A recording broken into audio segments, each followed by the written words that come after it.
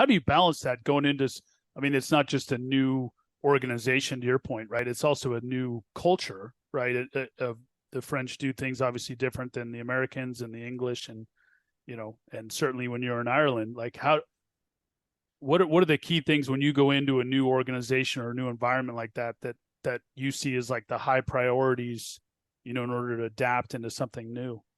Yeah, I think again, I go back to the point. So I got the job in September, and I was finishing my last job at Leinster, so I had a bit of time. So asking a lot of really good questions was the key, to really understand what makes the French culture different, what makes them tick. What is it they're good at the moment? What is it they need to improve? They're very good in rugby terms at the unstructured parts of the game, but maybe not such good on the detail. Their fluidity and their ability to see space is incredible.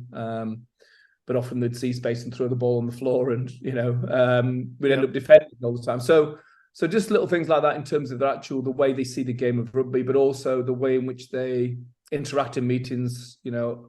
I don't think the French would really respond to a dictatorial coach for long. I don't think many people would, to be honest, but I don't think I'd last long if that was my style. But equally, they actually crave a bit of sense of direction as well. So asking good questions and really being observant. And now I'm here.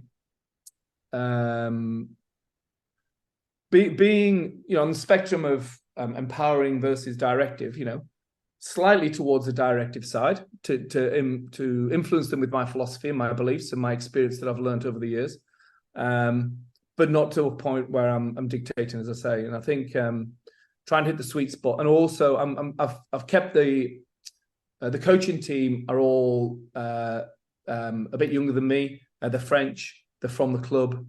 So I've not just brought in like a complete different coaching team that has no sense of connection to Racing 92 or sense of identity of what Racing stand for. So I'm forever asking about, so what happened in this game last year, and what happened 10 years ago, and why did this happen, and what's the ownership, what's the values of the owner, and just really getting to understand the DNA of the club without trying to impose everything from what I've learned from Ireland and England. So I think that's the art of it.